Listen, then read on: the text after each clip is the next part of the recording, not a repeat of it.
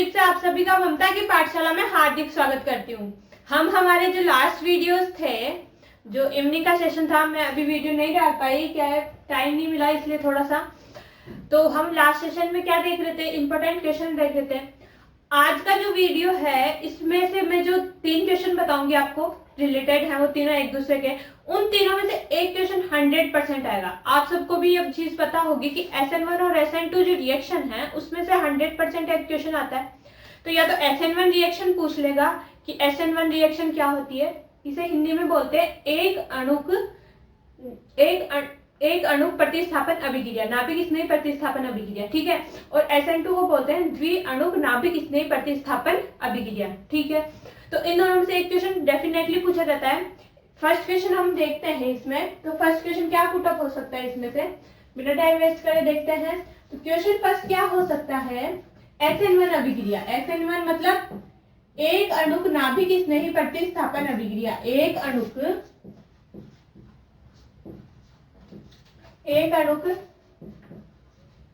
नाभिक स्नेही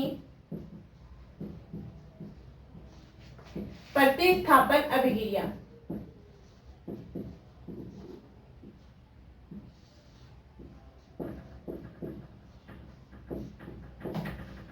एक अणुक नाभिक स्नेही प्रतिस्थापन अभिक्रिया को उदाहरण सहित समझाइए।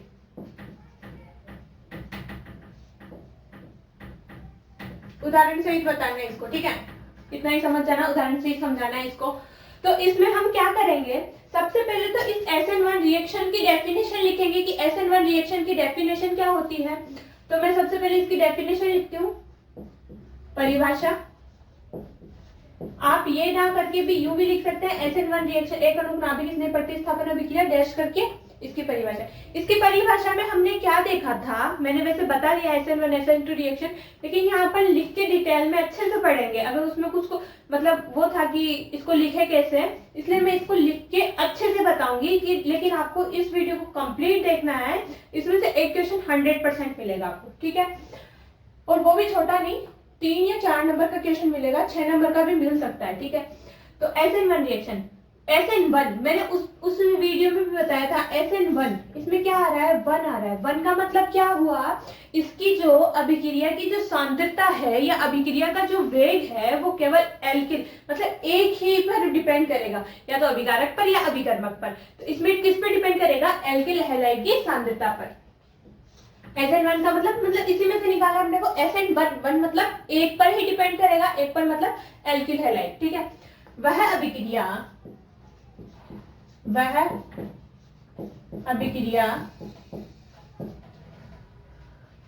आप चाहो तो साथ के साथ भी लिख सकते हो, जैसे जैसे मैं बोल रही हूँ, ताकि आपका टाइम वेस्ट ना हो। वह अभिक्रिया जिसमें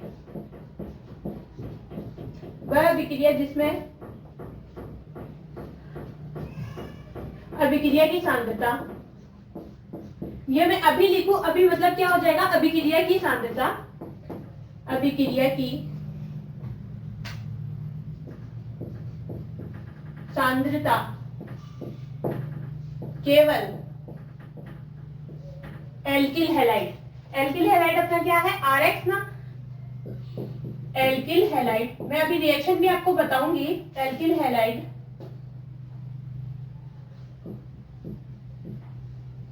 हैलाइड की सांद्रता पर ही निर्भर करे, कि सांद्रता पर ही निर्भर करे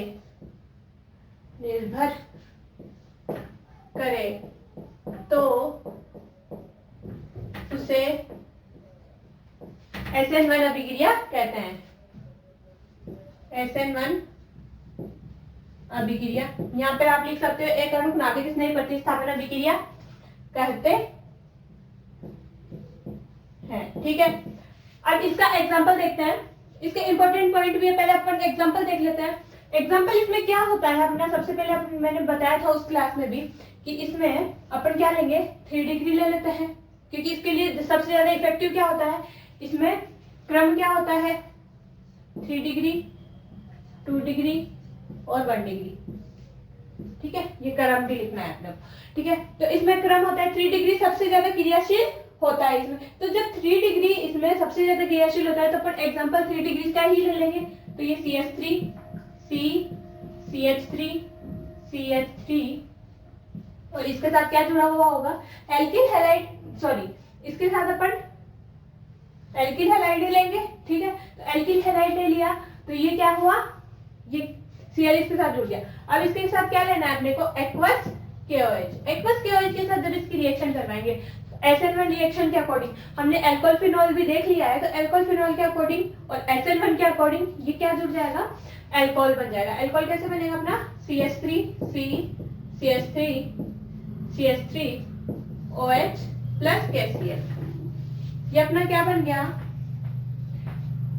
3 डिग्री एल्कोहल। क्या बन गया ये अपना 3 डिग्री एल्कोहल बन गया। अब इसकी थोड़ी सी मैकेनिज्म देख लो, है ना। सबसे पहले क्या होगा, ये 2 स्टेप में होता है, तो इसकी जो स्टेप फर्स्ट है, इसकी जो स्टेप फर्स्ट है वो क्या कहती है कि सबसे पहले क्या टूटेगा अपने पास, ये जो एल्किल हैलाइड है ये टूटेगा। सबसे पहले क्या टूटेगा अपने पास, एल्किल हैलाइड है। स्टेप फर्स्ट में एल्किल हैलाइड का टूटना, एल्किल हैलाइड का टूटना। और ये चीज ध्यान रखना, जो अपना एल्किल हैलाइड है वो एकदम मंद गति से टूटेगा। ठीक है, मतलब इसकी जो गति होगी वो मीडियम टाइप की होगी, मंद भी नहीं बोल सकते, मीडियम टाइप की होगी, लेकिन इसे ही मेजर करेंगे, इतने फास्ट ही नहीं टूटेगा, ये आराम से धीरे धीरे टूट जाएगा। ठीक है, तो ये Cl यहाँ से बॉन्ड टूटेगा, यहाँ से जब बॉन्ड टूटेगा तो अपने पास क्या मिल जाएगा, कार्बोकेटाइन बन जाएगा। कार्बोकेटाइन बनेगा मतलब यहाँ पे भी CH3 और यहाँ पर भी CH3, इसके तीनों तरफ CH3 और एक पॉजिटिव चार्ज आ जाएगा, और साथ में क्या निकल जाएगा, Cl माइनस। ये स्टेप फर्स्ट में होगा। क्या होगा स्टेप फर्स्ट में, एल्किल हैलाइड का टूटना।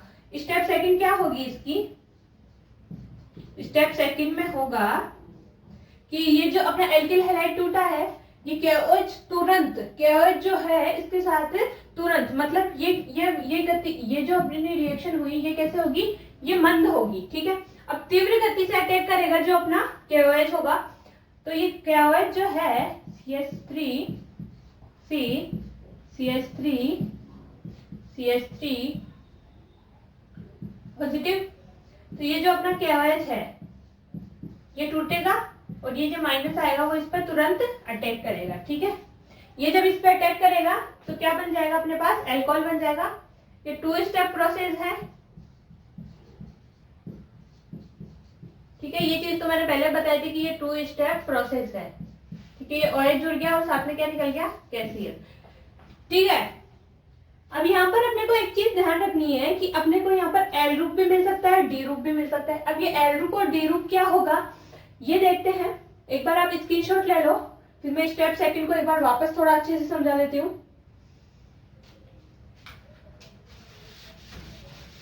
स्टेप सेकंड में क्या हुआ अपने पास, ये जो एल्कोहल था अपने पास 3 डिग्री कार्बोकेटाइन बन गया। 3 डिग्री कार्बोकेटाइन से तुरंत रिएक्शन क्या कर रहा है, KOH जो है तुरंत अभिक्रिया कर रहा है किससे, 3 डिग्री कार्बोकेटाइन से। ठीक है, 3 डिग्री कार्बोकेटाइन से ये है अपना CH3 CH3। ठीक है, अब इससे जो OH माइनस है अपना, OH माइनस ये यहां से भी अटैक कर सकता है, ये घूम के भी अटैक कर सकता है, किधर से भी कर सकता है, क्योंकि इस पर कोई भी दबाव नहीं है कि ये इधर से ही जाए, ये इधर से भी चला जाए। ठीक है, ये किधर से भी चला जाए, इसमें कोई फर्क नहीं पड़ेगा। तो अब ये जब जाएगा तो इसमें 2 पोजीशन बनेगी अपने पास, ये 2 साइड से अटैक कर सकता है, एक तो L और एक D। तो L का मतलब लेफ्ट और D का मतलब राइट होगा। मतलब अगर राइट साइड जो अपना प्रोडक्ट है वो राइट साइड जुड़ेगा तो D ग्रुप मिलेगा, और जब लेफ्ट साइड मिलेगा तो L ग्रुप मिलेगा। तो L ग्रुप के लिए देखते हैं, L ग्रुप के लिए अपने पास OH जो है वो इस साइड जुड़ेगा लेफ्ट साइड, तो ये CH3 CH3 CH3, और D ग्रुप के लिए अपने पास राइट साइड जुड़ेगा। ठीक है, L का मतलब क्या हो गया, L का मतलब देख लो लेफ्ट साइड। ठीक है, तो लेफ्ट साइड जोड़ देंगे तो L ग्रुप बन जाएगा। ठीक है, क्या बन जाएगा, L ग्रुप, और अगर राइट साइड जोड़ देंगे तो D ग्रुप बन जाएगा। CH3OH। ये अपने पास दो पोजीशन होती है। अब इसके कारण अपने पास क्या बन जाता है, रेशमिक मिश्रण। रेशमिक मिश्रण। अब ये रेशमिक मिश्रण क्या होता है, ठीक है, आपने इसका स्क्रीनशॉट तो ले लिया था नीचे वाले का, मैंने तो समझने के लिए रखा था। तो अपने पास क्या हुई, दो पोजीशन बनी। अपने को एग्जाम में बस इतना ही दिखाना है कि ये बन गया था, ठीक है। अगर इसकी मैकेनिज्म में पूछे तो स्टेप फर्स्ट और स्टेप सेकंड ही दिखानी है। ये मैं आपको समझने के लिए बता रही हूँ, ठीक है।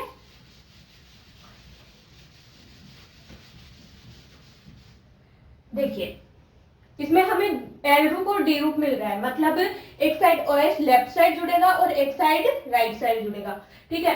तो रेशमिक मिश्रण किसे कहते हैं, रेशमिक मिश्रण।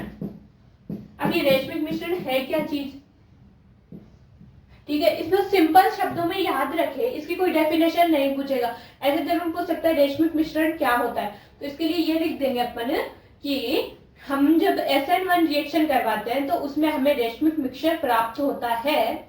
SN1 रिएक्शन में हमें रेशमिक मिश्रण प्राप्त होता है क्योंकि उसमें जो उत्पाद बनता है वो 50% डी रूप व 50% एल रूप प्राप्त होता है, ठीक है। अब देखो रेशमिक मिश्रण में डी, कोई भी जब मिक्सचर होगा तो कोई भी उसमें दो तीन प्रोडक्ट मिलाते हैं अपन, दो तीन कुछ भी मिलाते हैं तब वो एक मिक्सचर हो गया। जैसे अपन चीनी का घोल देके तो पानी में चीनी मिलाए तो वो एक मिक्सचर हो गया, पानी और चीनी का, ठीक है। उसी टाइप से जब अपन रिएक्शन करवाएंगे तो हेलोएरिन लेंगे एक टेस्ट ट्यूब में, जैसे मान लो ये टेस्ट ट्यूब है, इसमें हेलोएरिन डाला थोड़ा सा, फिर कैल्शियम डाला, तो अपने पास क्या मिल गया। अब यहाँ पर दोनों को मिलाया तो दोनों रिएक्शन करके अपने पास क्या बना लेंगे, ये बना लेंगे 3 डिग्री अल्कोहल बना लेंगे, ठीक है। तो 50% मतलब अपने पास इसके चांसेस कितने हैं, इसके बनने के 50% चांस है और इसके बनने के 50% चांस है, ठीक है। दोनों के बनने के 50% चांस है।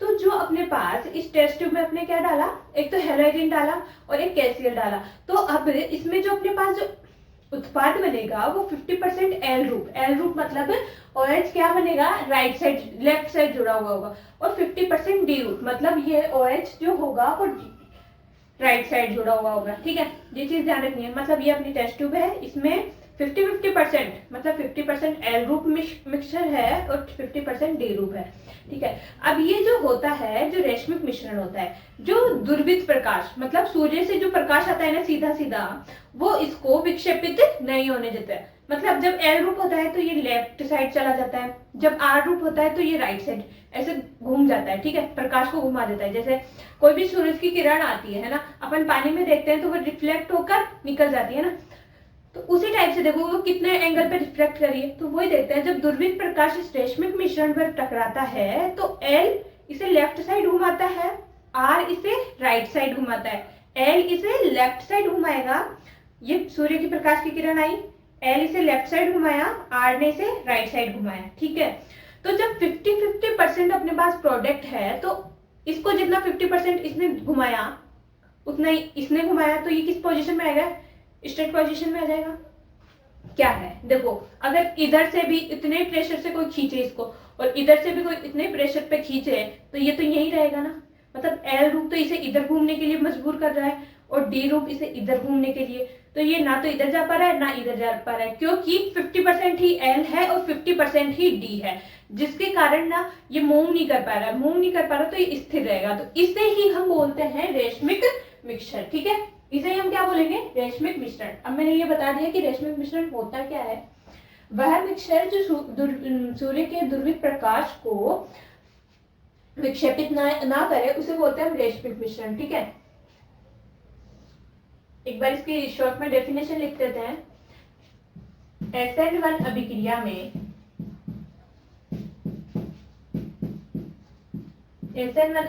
में हमें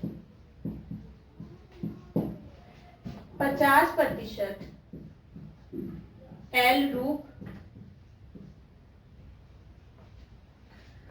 तथा 50% डी रूप उत्पाद के रूप में प्राप्त होता है।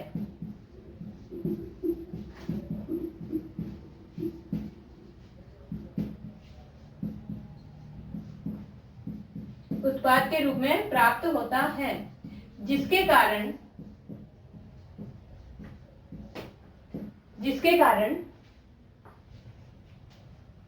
यह समतल ध्रुवित प्रकाश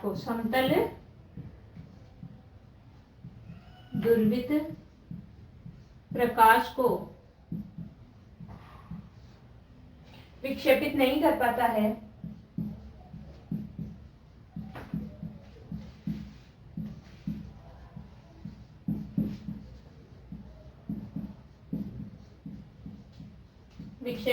कर पाता है, अतः इस मिश्रण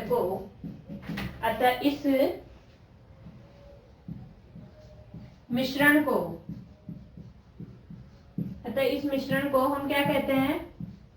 अतः इस मिश्रण को रेशमिक मिश्रण कहते हैं।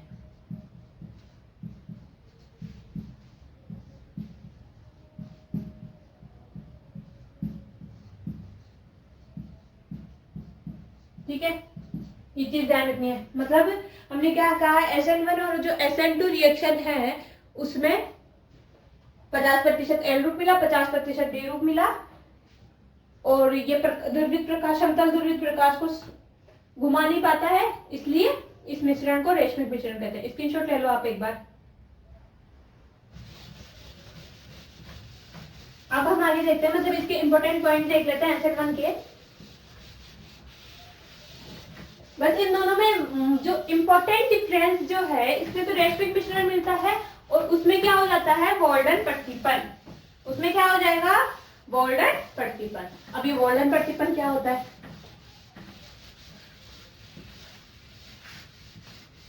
ठीक है, अपन जो S1 के हैं वो बाकी पॉइंट अपन बाद में देख लेते हैं, पहले अपन SN2 देख लेते हैं, अपना टाइम पूरा हो जाएगा। ठीक है, अब SN2 रिएक्शन क्या है?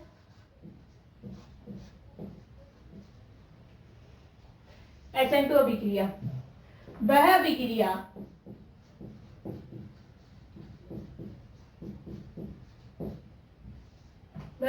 जिसमें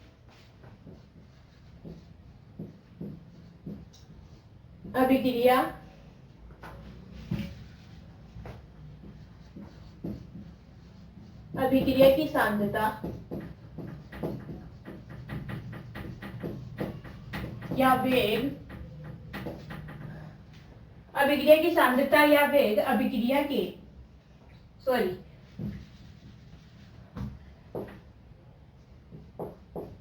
एल्किल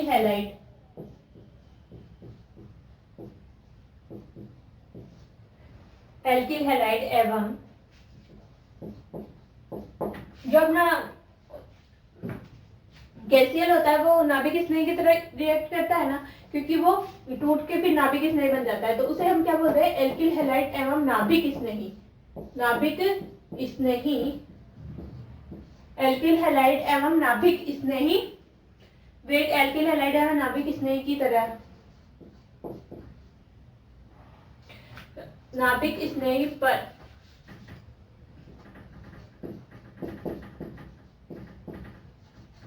निर्भर करता है।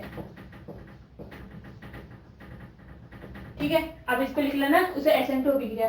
वैसे मेरी राइटिंग इतनी अच्छी नहीं है, लेकिन फिर भी मैं बोल रही हूँ उस हिसाब से लिख लो आप, बाकी मैं कोशिश करूंगी। ठीक है, अब इसका एग्जांपल देख लेते हैं। इसका एग्जांपल, इसमें क्या होता है, इसका क्रम होता है 1 डिग्री, फिर 2 डिग्री और फिर होती है 3 डिग्री। ठीक है, क्रियाशीलता का क्रम होता है। ये मैं रीजन अभी बता देती हूँ, अभी लास्ट में बता दूंगी मैं। CH3 1 डिग्री के लिए CH3 ले लेते हैं, CH3OH plus KCl aqueous KOH। ठीक है, जब इसकी रिएक्शन करवाते हैं वही अपने पास प्रोडक्ट, तो वो डेफिनेट है कि यही मिलेगा अपने पास, CH3OH प्लस KCl, यही मिलेगा 1 डिग्री एल्कोहल। ठीक है, अब इसकी देखते हैं मैकेनिज्म। ठीक है, इसकी क्रियाविधि देखते हैं। क्रियाविधि में क्या होगा, जो CH3 है अपना, ये एक, इसमें संक्रमण अवस्था का निर्माण होता है, ठीक है, इसमें संक्रमण अवस्था बनेगी, ये एक ही स्टेप में पूरी हो जाएगी रिएक्शन। अब एक ही स्टेप में कैसे होगी, ये जो CH3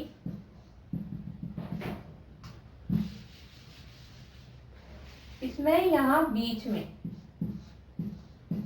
संक्रमण अवस्था बनती है, इसमें बीच में संक्रमण अवस्था। वो संक्रमण अवस्था क्या है, ये जो CH3 है इससे धीरे धीरे धीरे धीरे क्या अलग होता है, OH, और इस पे क्या आ जाता है आंशिक ऋणावेश, इस पर क्या आ जाता है आंशिक धनावेश, और इससे धीरे धीरे क्या जुड़ता जाता है Cl, और इस पर क्या आ जाता है आंशिक ऋणावेश, ठीक है। ये चीज ध्यान रखनी है कि सॉरी मैंने उल्टा लिख दिया, यहाँ पे Cl आएगा, यहाँ भी Cl आएगा, ठीक है, या OH आएगा, आप ही देख लो ना, एक एल्किल हैलाइड के साथ कर पाएंगे, ठीक है। तो जब इसमें संक्रमण अवस्था का निर्माण होता है, संक्रमण अवस्था में क्या होगा, ये धीरे धीरे इससे दूर जाएगा Cl, वैसे ही धीरे धीरे इसके पास आएगा क्या OH, इसे ही हम क्या बोलते हैं संक्रमण अवस्था, इसे हम क्या बोलेंगे संक्रमण अवस्था।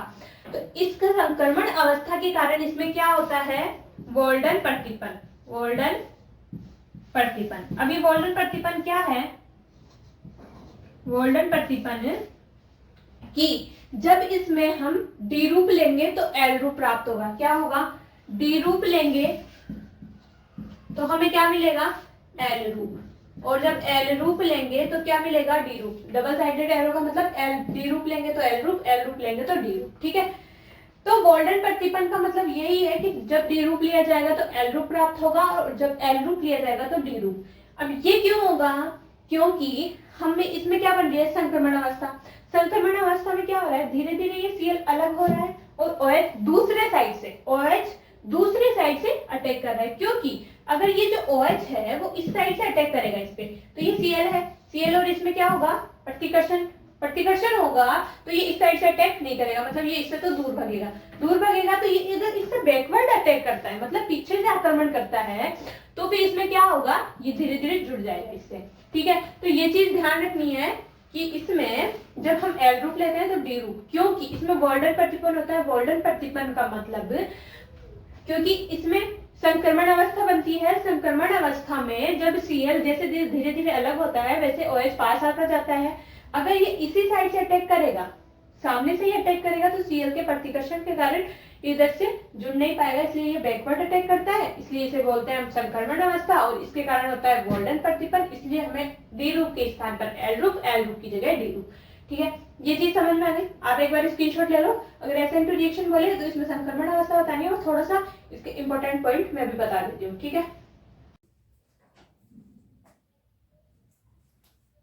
तो देखते हैं अब हमारे SN1 और SN2 में, मैंने आप लोगों का टाइम वेस्ट ना हो इसलिए पॉज करके बीच में लिख लिया है कि SN1 और SN2 में मेजर डिफरेंस क्या क्या होते हैं, ठीक है।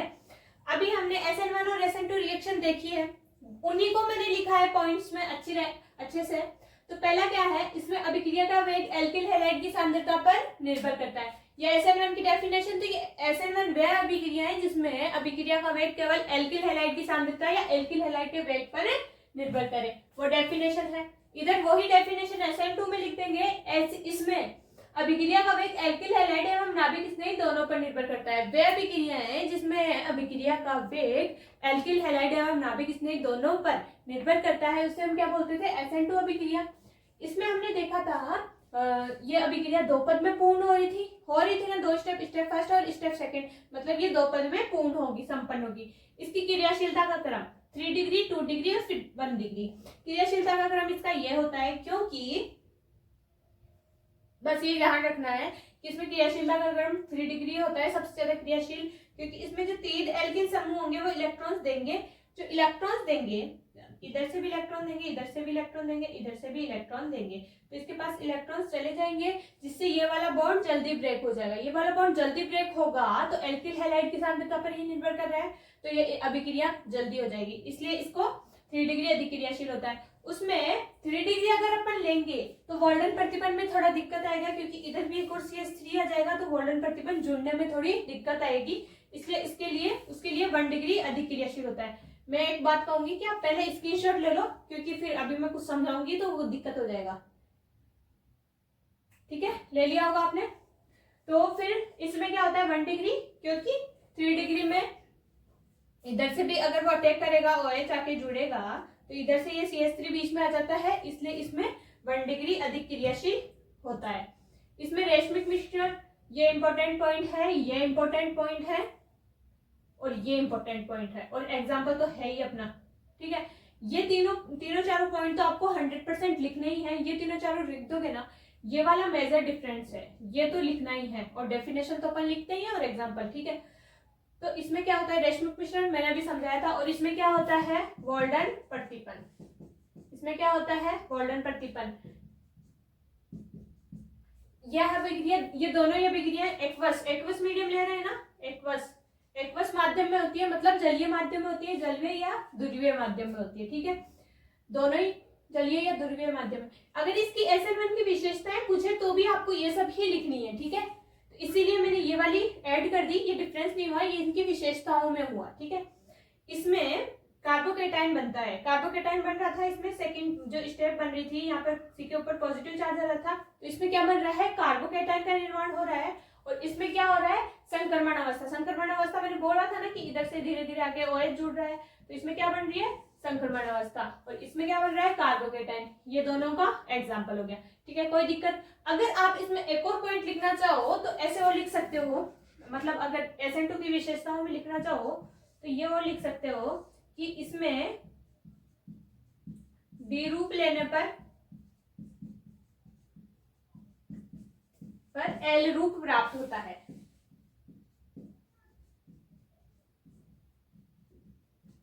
तथा L रूप लेने पर D रूप प्राप्त होता है। ठीक है, D रूप लेने पर L रूप प्राप्त होता है तथा L रूप लेने पर D रूप प्राप्त होता है। इसमें L रूप लेने पर मतलब इसमें दोनों 50-50% प्राप्त होते हैं। ठीक है, ये पॉइंट भी अगर विशेषताओं में आप लिखना चाहो, ऐड करना चाहो तो कर सकते हो, लेकिन इतना अपने लिए सफिशिएंट है, इसमें अपने को कोई मार्क्स नहीं काटेगा। एक चीज हो रह गई थी कि गोल्डन प्रतिपन की मैंने डेफिनेशन नहीं बताई थी, थोड़ा सा उसे एक्सप्लेन नहीं किया था। एक्सप्लेन तो कर दिया था, मतलब उसके बारे में बताया नहीं था कि वो होता क्या है। थोड़ी सी अगर आप डेफिनेशन देखना चाहो गोल्डन प्रतिपन की भी तो हम देख लेते हैं, क्योंकि गोल्डन प्रतिपन में भी पूछ लिया जाता है, शॉर्ट क्वेश्चन में पूछ लिया जाता है कि गोल्डन प्रतिपन क्या होता है। ठीक है, अपना इतना ही काम का है। गोल्डन प्रतिपन, गोल्डन प्रतिपन में क्या होता है कि वह अभिक्रिया जिसमें D रूप लेने पर L रूप प्राप्त हो तथा L रूप लेने पर D रूप प्राप्त हो, उसे हम क्या बोलेंगे गोल्डन प्रतिपन। SN2 अभिक्रिया में यदि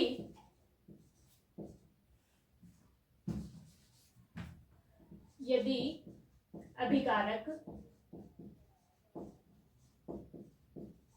D रूप लेते हैं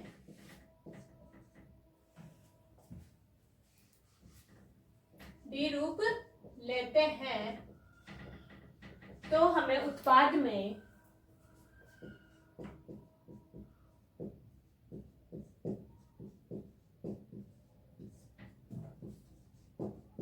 L रूप प्राप्त होता है,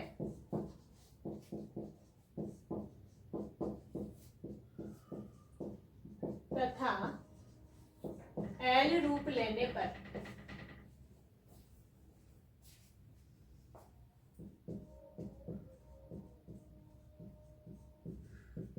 D रूप प्राप्त होता है।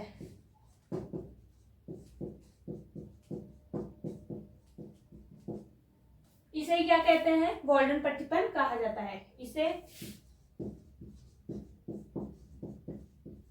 गोल्डन प्रतिपन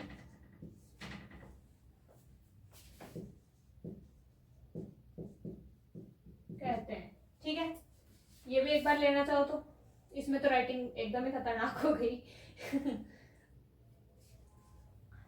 ठीक है, आज का साथ अपना यहीं तक था। मैंने जो आज आपको ये 2-3 पॉइंट्स बताए, मतलब SN1 और SN2 रिएक्शन, इनके बारे में जो विशेषताएं थी, इनके जो डिफरेंस थे, एक रेशमिक मिश्रण, एक वॉल्डन प्रतिबंध, ये जो चारों पांच जो चीजें हैं, उनमें से एक या दो क्वेश्चन, एक तो डेफिनेटली मिलेगा, लेकिन एक या मैं बोलती हूँ 2 क्वेश्चन आपको 100% एग्जाम पेपर में मिल जाएंगे। तो इसलिए इसको अच्छे से तैयार कीजिएगा और आपके फ्रेंड्स के साथ शेयर कीजिएगा, ताकि वो भी अपना पेपर एग्जाम में अच्छे मार्क्स ला सके। तो आज का अपना साथ यहीं तक का था। Thank you so much, thank you for watching.